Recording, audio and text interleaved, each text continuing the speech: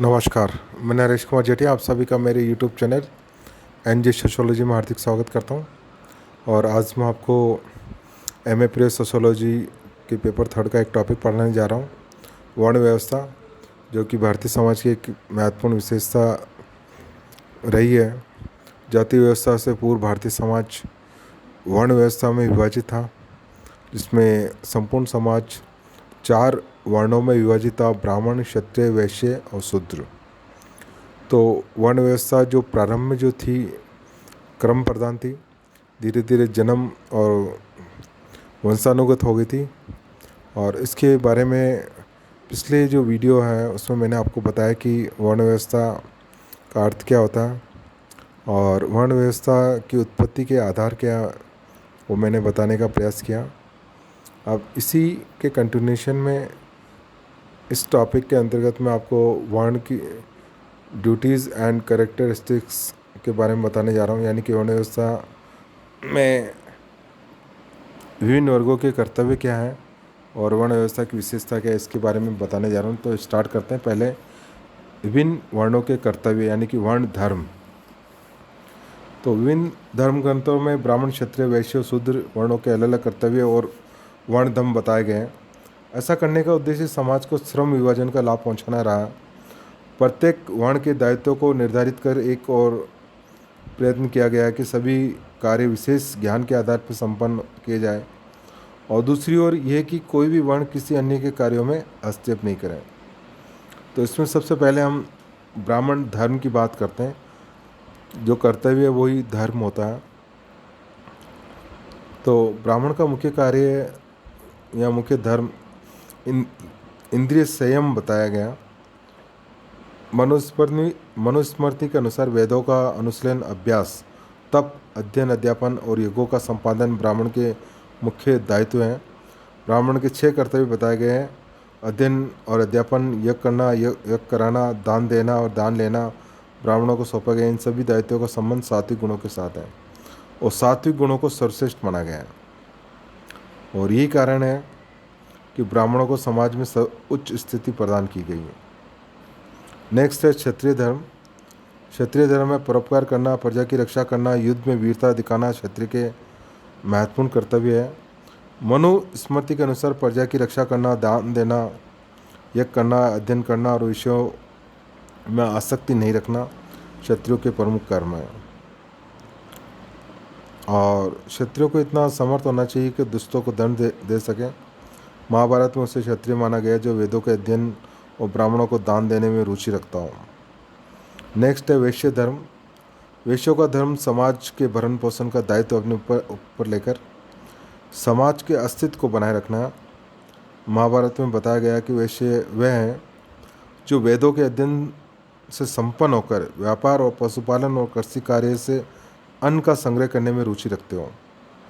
वैश्य का यह कर्तव्य है कि उचित साधनों से धन का संग्रह करें।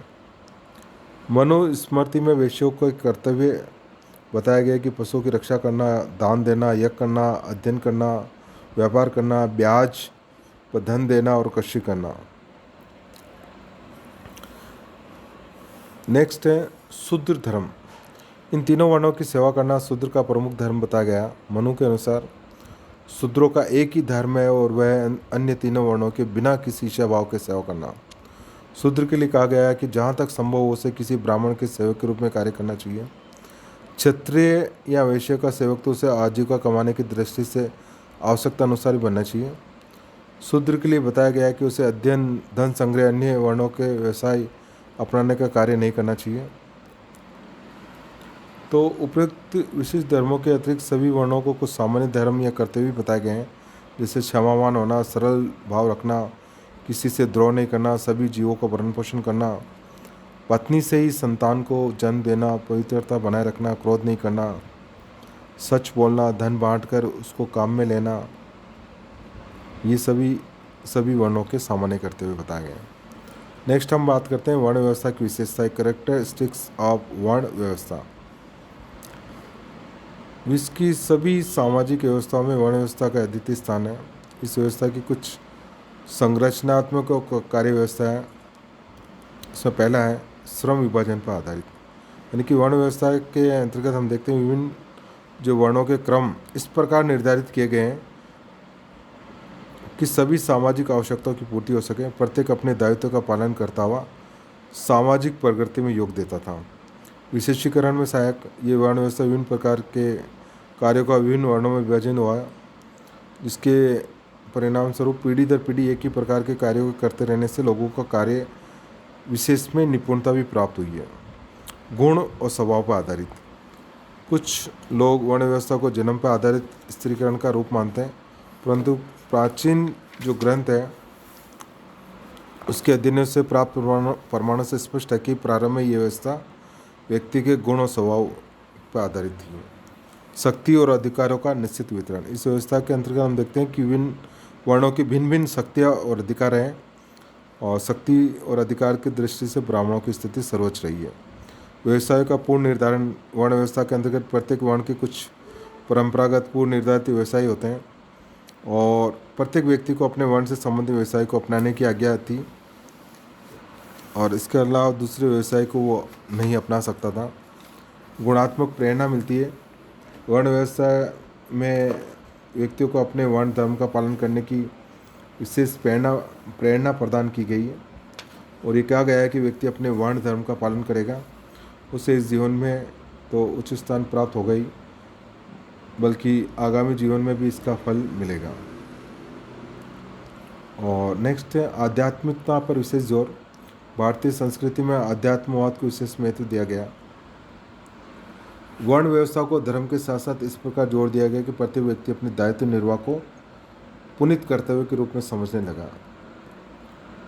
और नेक्स्ट है क्रम के सिद्धांत और पुनर्जन्म की धारणा पर जोर। वर्ण व्यवस्था में विभिन्न व्यक्ति जो है अपनी अपनी सामाजिक स्थिति से संतुष्ट रहे और उसके अनुरूप अपने कर्तव्य का पालन करते रहे, इसलिए इस व्यवस्था को कर्म के सिद्धांत और पुनर्जन्म की धारणा के साथ जोड़ दिया गया। ऐसा करके एक और व्यक्ति को अपनी सामाजिक स्थिति के प्रति संतुष्ट रहने और दूसरी ओर अपने दायित्व को ठीक ढंग से निर्वाह करने की प्रेरणा प्रदान की गई। और अब हम बात करते हैं वर्ण व्यवस्था के कार्य और उसका समाजशास्त्रीय महत्व। Function and sociological importance of वर्ण व्यवस्था। इसमें पहला जो है कर्तव्य पालन की प्रेरणा। इसमें जो व्यवस्था है उसमें वर्ण धर्म के पालन पर जोर देकर लोगों को अपने कर्तव्य पथ पर आगे बढ़ते रहने को सदैव प्रेरित किया गया। लोगों को एक दूसरे के कार्यों में हस्तक्षेप करने से रोका गया और बताया गया कि अपने वर्ण धर्म के अनुरूप कार्य करते रहने पर व्यक्ति मोक्ष प्राप्त होता है। नेक्स्ट है श्रम विभाजन और विशेषीकरण की एक अद्वितीय व्यवस्था। इस व्यवस्था में प्रत्येक व्यक्ति को अपने पिता के परंपरागत पैसे को अपनाना होता है। इसका कारण ये है कि प्रत्येक व्यक्ति का एक निश्चित वर्ण धर्म रहा जिसके अनुरूप कार्य करने की उससे आशा की जाती है। इस व्यवस्था में सभी कार्यों को ठीक प्रकार से संपन्न होने की ओर बल्कि समाज का जो विशेषीकरण है उसका पूरा लाभ दिलाने की ओर पूरा ध्यान दिया गया। जन्म से ही बालक अपने पारिवारिक पर्यावरण में अपने पिता के व्यवसाय को सीखने की ओर प्रवृत्त होता रहता है। इसके लिए उसे कहीं विशेष प्रशिक्षण की आवश्यकता नहीं रहती है। लचीली व्यवस्था। इस व्यवस्था ने नियंत्रित गतिशीलता के आधार पर सामाजिक प्रगति में योग दिया, और इस व्यवस्था में हम देखते हैं कि व्यक्ति अपने गुण और क्रम के आधार पर एक वर्ण से दूसरे वर्ण में जाने की छूट दी गई। व्यक्ति निम्न वर्ण में जन्म लेकर भी उच्च वर्ण का सदस्य बन सकता था। ऐसे कई उदाहरण से स्पष्ट होता है।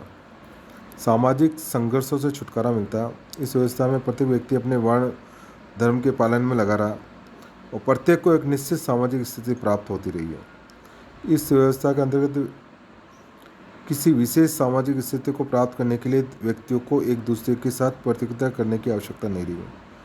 जहाँ प्रतियोगिता अधिक होती है वहाँ उसके अनियंत्रित हो जाने पर सामाजिक संघर्ष की संभावना बढ़ जाती है। और नेक्स्ट है समानता की नीति पर आधारित।